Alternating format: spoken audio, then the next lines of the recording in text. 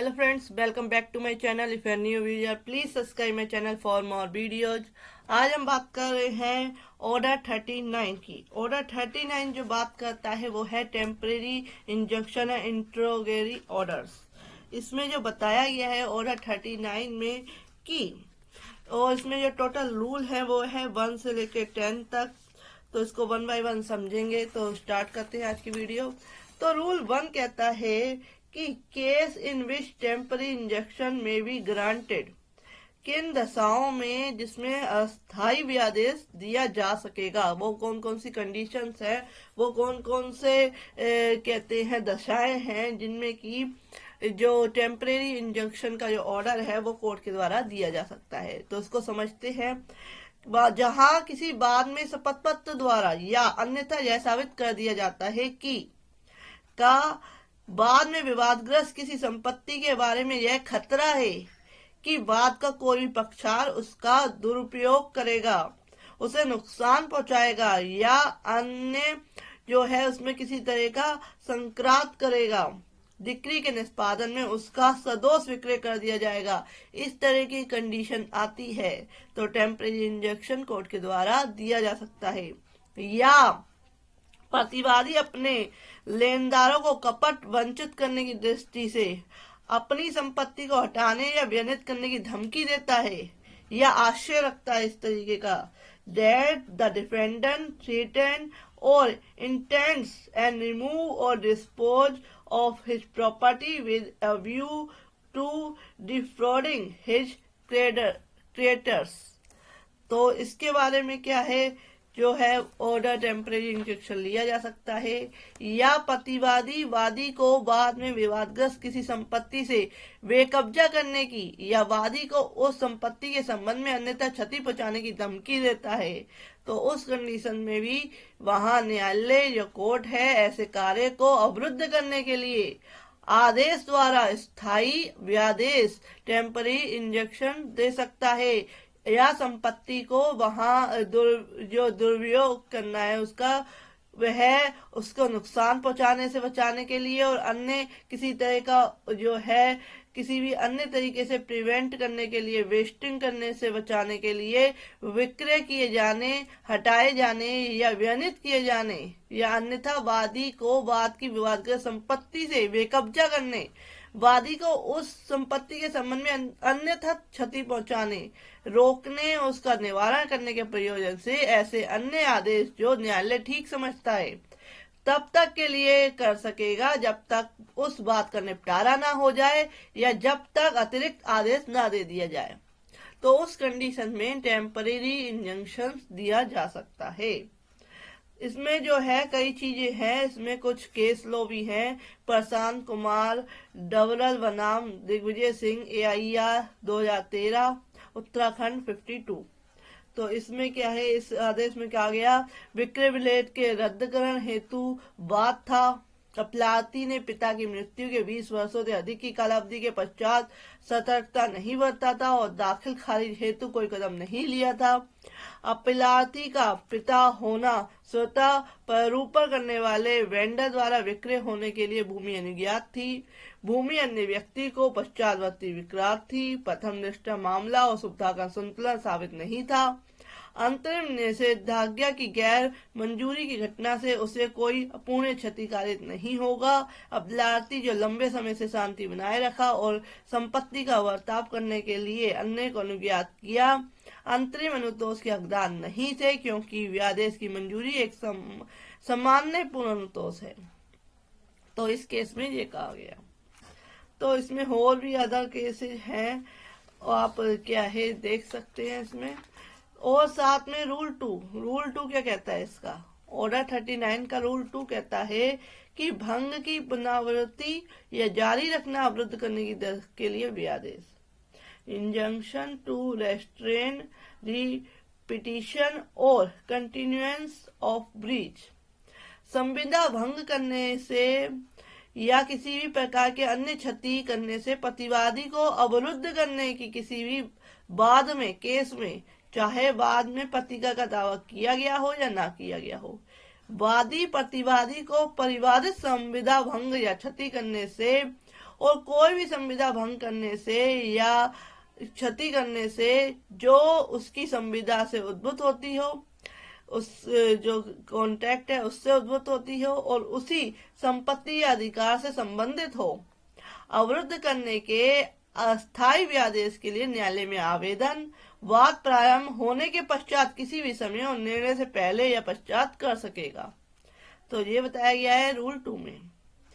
इसमें सब रूल 2 कहता है, रूल 2 का, कि न्यायालय ऐसे व्यादेश की अवधि के बारे में, लेखा रखने के बारे में, प्रतिभूति देने के बारे में, ऐसे जो शर्तें हैं अन्यथा जो न्यायालय ठीक समझे आदेश दे सकता है उन शर्तों के साथ। नेक्स्ट जो आता है रूल 2A। रूल 2A कहता है कि व्यादेश की अवज्ञा या भंग का परिणाम क्या होगा, consequence of disobedience and breach of injunction. जो व्यादेश की अगर अवज्ञा कर दी जाती है या उसका भंग करा जाता है तो उसका क्या परिणाम होगा। तो नियम 1 और 2 के अधीन दिए गए किसी व्यादेश, जो आपको मैंने अभी बताया है, नियम 1 और 2 रूल 1 एंड 2 में के अधीन दिए गए किसी भी आदेश, इंजंक्शन है या किसी अन्य आदेश की अवज्ञा की दिशा में, या जिन शर्तों के पर व्यादेश दिया गया था या आदेश किया गया था उनमें से किसी की निबंधनों शर्तों के भंग होने की दशा में व्यादेश देने वाला या आदेश करने वाला न्यायालय या ऐसा कोई न्यायालय जिसे वाद या कार्रवाई अंतरित की गई हो, यह आदेश दे सकेगा कि ऐसी अवज्ञा या भंग करने के दोषी व्यक्ति की संपत्ति कुर्क की जाए। संपत्ति जो है अटेस्ट कर सकता है कोर्ट, कुर्क कर सकता है, और यह भी आदेश दे सकेगा कि वह व्यक्ति 3 माह से अधिक अवधि के लिए सिविल कारागार में तब तक निरुद्ध रखा जाए जब तक कि इस बीच में न्यायालय उसकी निर्मुक्ति के लिए निर्देश न दे दे। यानी कि अगर उसने कोई इंजंक्शन का उल्लंघन किया, उसे भंग किया, उनकी शर्तों का पालन नहीं किया, तो उस केस में क्या है, उसकी संपत्ति को कुर्क कर सकती है, अटैच कर सकती है कोर्ट, और साथ ही साथ 3 महीने का क्या है, कारावास की सजा दे सकती है, सिविल कारावास की 3 महीने के लिए जेल भेज सकती है। सब रूल 2 कहता है, रूल 2A का, कि इस अधिनियम के अधीन की गई कोई कुर्की 1 वर्ष से अधिक समय के लिए प्रवृत्त नहीं रहेगी, जिसके खत्म होने पर यदि अवज्ञा या भंग जारी रहे तो कुर्की की गई संपत्ति का विक्रय कर दिया जाएगा और न्यायालय आगमों से ऐसे पति का जो वह ठीक समझे उस पक्षकार को दिलाएगा जिसको क्षति हुई हो, और यदि कुछ बाकी रह जाए तो उसके हकदार पक्षकार को दे देगा। यानी कि अगर कोर्ट की जो इंजंक्शन दिया है, व्यादेश दिया है, स्टे ऑर्डर दिया है, उस केस में जो स्टे ऑर्डर उसको मिला है, अगर उसका भंग होता है, पहले तो क्या है, उसको क्या है, उसकी संपत्ति को कर ली जाएगी, अटैच कर दी जाएगी, या उसको 3 महीने का जो है कारावास, सिविल कारावास दिया जाएगा, या अगर वह उसके बाद भी कंटिन्यू रहता है, उस शर्तों को पालन नहीं करता है, उस इंजंक्शन ऑर्डर का पालन नहीं करता है, तो उसका जो वो है संपत्ति जो उसकी कुर्क करी गई थी, संपत्ति को अटैच किया गया था, वह विक्रय कर दी जाएगी, सेल कर दी जाएगी, और उसमें से जो प्रतिकर पक्षकार का बनता है वो देके, और अदर जो प्रॉपर्टी है वो उस पक्षकार को दे दी जाएगी जिसकी वह प्रॉपर्टी है। नेक्स्ट आते हैं रूल 3। रूल 3 क्या कहता है? रूल 3 कहता है कि व्यादेश देने से पहले न्यायालय निर्देश देगा कि विरोधी पक्षकार को सूचना दे दी जाए।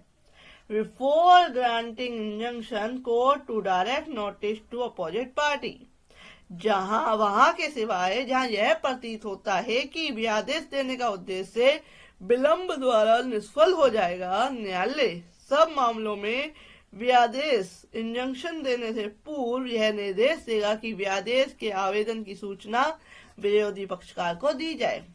परंतु जहां यह प्रस्तावना की जाती है कि विरोधी पक्षकार को आवेदन की सूचना दिए बिना व्यादेश दे दिया जाए, वहां न्यायालय अपनी ऐसी राय के लिए कि विलंब द्वारा व्यादेश देने का उद्देश्य विफल हो जाएगा कारण अभिलिखित करेगा और आवेदन में यह अपेक्षा कर सकेगा कि व्यादेश देने वाला आदेश किए जाने के तुरंत पश्चात व्यादेश जो इंजंक्शन है के लिए आवेदन की कॉपी निम्नलिखित के साथ आवेदन के समर्थन में फाइल किए गए शपथ पत्र की कॉपी के साथ बात पत्र की कॉपी के साथ और उन दस्तावेजों की कॉपी के साथ जिस पर आवेदक निर्भर करता है विरोधी पक्षकार को दे और उसे रजिस्ट्रीकृत डाक द्वारा भेजे और उस तारीख को जिसको ऐसा व्यादेश दिया गया है या उस दिन के ठीक अगले दिन को यह कथन करने वाला शपथ पत्र फाइल करे कि पूर्वोक्त कॉपियां इस प्रकार दे दी गई हैं या भेज दी गई हैं।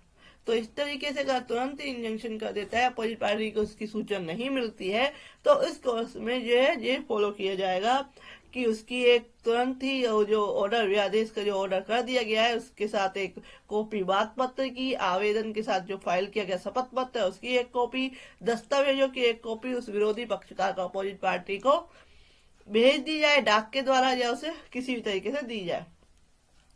नेक्स्ट आते हैं रूल 3A। रूल 3A क्या कहता है? रूल 3A कहता है कि व्यादेश के लिए आवेदन का न्यायालय द्वारा 30 दिन के भीतर निपटाया जाना। Court to dispose of application for injunction within 30 days. जहां कोई व्यादेश विरोधी पक्षकार को सूचना दिए बिना दिया गया है वहां न्यायालय आवेदन की ऐसी तारीख से जिसको व्यादेश दिया गया है 30 दिन के भीतर निपटाने का प्रयास करेगा और जहां वह ऐसा करने में असमर्थ है वहां वह ऐसी असमर्थता के लिए कारण अभिलिखित करेगा। नेक्स्ट आते हैं रूल 4। रूल 4 क्या कहता है? रूल 4 कहता है व्यादेश के आदेश को पार्वोमुक्त उसमें फेरफार और उसे पास किया जा सकेगा। ऑर्डर फॉर इंजंक्शन में बी डिस्चार्ज, वैलिड और सेट असाइड।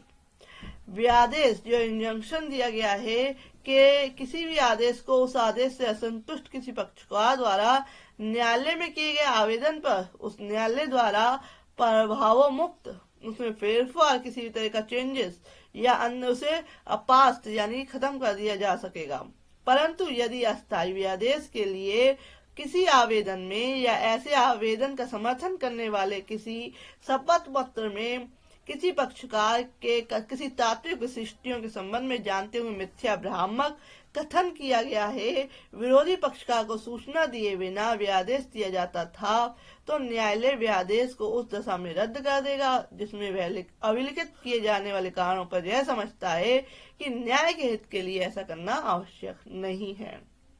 परंतु यह और कि जहां किसी पक्षकार को सुनवाई का अवसर दिए जाने के पश्चात व्यादेश इंजंक्शन के लिए आदेश पारित किया गया है वहां ऐसे आदेश को उस पक्षकार के आवेदन पर तब तक प्रभावोन्मुक्त उसमें फेरफार या पास नहीं किया जाएगा जब तक परिस्थितियों में बदल जाने से उसका प्रभावोन्मुक्त फेरफार या पास किया जाना आवश्यक ना हो, या जब तक न्यायालय का यह समाधान नहीं हो जाता कि आदेश से उस पक्षकार को क्या है किसी तरह का असमयक कष्ट हुआ है।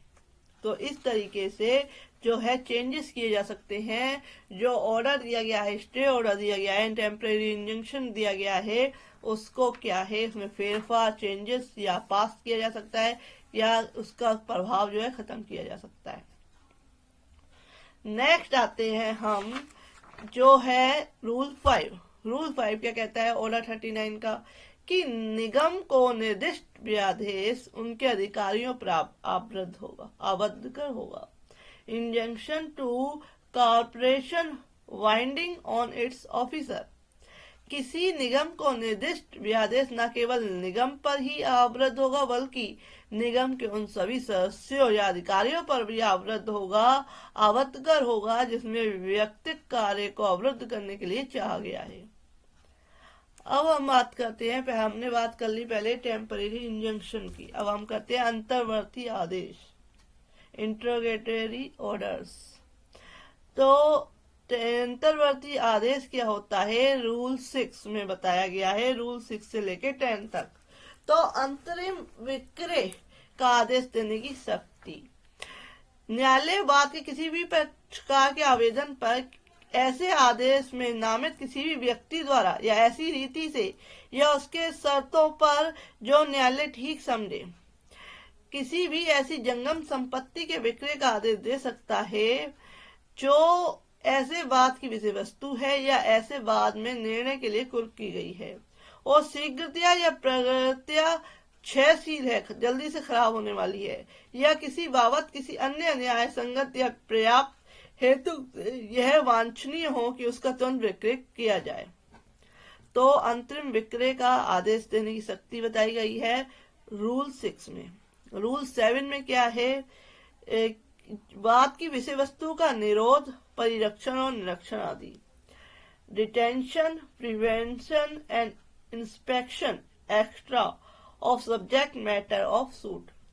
न्यायालय बात के किसी भी पक्षकार के आवेदन पर या किसी ऐसे निबंधन और शर्तों पर जो वह ठीक समझे, किसी भी ऐसी संपत्ति के या ऐसे किसी बात की विषय वस्तु है जो या जिसके बारे में यह उस बात में कोई प्रश्न उद्भूत हो सकता है, निरोध, परिरक्षण और निरीक्षण के लिए आदेश कर सकेगा, या ऐसे बात के किसी भी अन्य पक्षकार के कब्जे में कि किसी भी भूमि या भवन में पूर्वोक्त सभी या किन्हीं प्रयोजनों के लिए प्रवेश करने की किसी व्यक्ति को प्राधिकृत कर सकेगा, या पूर्वोक्त सभी या किन्हीं प्रयोजनों के लिए किसी भी ऐसे नमूनों का लिया जाना या किसी भी ऐसे परीक्षण या प्रयोग का किया जाना जो पूरी जानकारी साक्ष्य प्राप्त करने के प्रयोजन के लिए आवश्यक हो, उचित हो, प्राधिकृत कर सकेगा। नेक्स्ट आता है सब रूल 2 कहता है रूल 7 का कि आदेशिका के निष्पादन संबंधी उपबंध प्रवेश करने के लिए इस नियम के अधीन प्राधिकृत व्यक्ति को यथा आवश्यक परिवर्तन सहित लागू होंगे। The provisions as to execution of process shall apply. Next हम बात करते हैं रूल 8। रूल 8 क्या कहता है? रूल 8 कहता है कि ऐसे आदेशों के लिए आवेदन सूचना के पश्चात किया जाएगा। वादी द्वारा application for such order to be after notice. वादी द्वारा नियम 6 और नियम 7 के अधीन आदेश के लिए आवेदन का वाद के संसद किए जाने के पश्चात किसी भी समय किया जा सकेगा, या प्रतिवादी द्वारा ऐसे ही आदेश के लिए आवेदन उपसंजात होने के पश्चात किसी भी समय किया जा सकेगा। सब रूल 3 कहता है कि इस प्रयोजन के लिए किए गए आवेदन पर नियम 6 नियम 7 के अधीन आदेश के पूर्व न्यायालय उसकी सूचना विरोधी पक्षकार को देने का निर्देश वहां के सिवाय देगा जहां यह प्रतीत होता हो कि ऐसा आदेश करने का उद्देश्य विलंब के कारण निष्फल हो जाएगा। तो उस केस में क्या है, जो ऐसे आदेश के लिए आवेदन सूचना के पश्चात किया जाएगा। ये बताया है रूल 8 में। रूल 9 क्या कहता है? रूल 9 कहता है कि जो भूमि वाद की विषय वस्तु है उस पर पक्षकार का तुरंत कब्जा कब कराया जा सकेगा। When party may be put in immediately possession of land the subject matter of suit।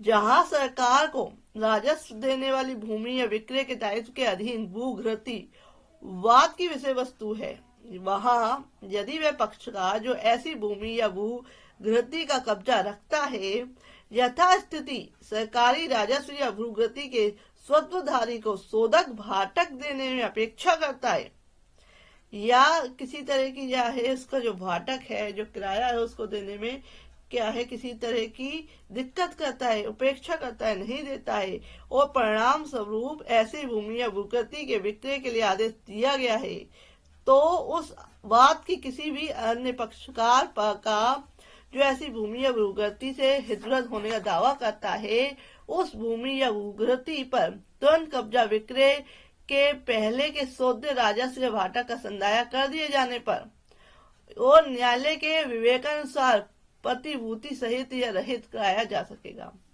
और इस प्रकार संदत रकम को उस पर ऐसी दर से ब्याज सहित जो न्यायालय ठीक समझे न्यायालय अपनी डिक्री में व्यतिक्रमी के विरुद्ध अधिनिर्णित कर सकेगा, और इस प्रकार संदाय रकम को उस पर ऐसी दर से ब्याज सहित जो न्यायालय आदेश करे लेखाओं के किसी ऐसे समायोजन में जो वाद में पारित डिक्री द्वारा निर्दिष्ट किया गया हो प्रभावित कर सकेगा। तो इस तरीके से तुरंत कब्जा कब दिलाया जाएगा ये बताया गया रूल 9 में। रूल 10 लास्ट रूल है इसका ऑर्डर 39 का। तो रूल 10 कहता है न्यायालय में धन आदि का जमा किया जाना, deposit of money extra in court. जहां बात की विषय वस्तु धन या किसी ऐसी अन्य चीज है जिसका परिधान किया जा सकता है और उसका कोई भी पक्षकार यह स्वीकार करता है कि वह ऐसे धन या ऐसे किसी चीज को किसी अन्य पक्षकार के न्यासी के रूप में धारण किए हुए है और वह अन्य पक्षकार की है या अन्य पक्षकार को सौदे है, वहां न्यायालय अपने अतिरिक्त निर्देश के अधीन रहते हुए यह आदेश दे सकेगा कि उसे न्यायालय में जमा किया जाए या प्रतिभूति सहित या रहित ऐसे अंतरिम नामित पक्षकार को प्रेरित किया जाए।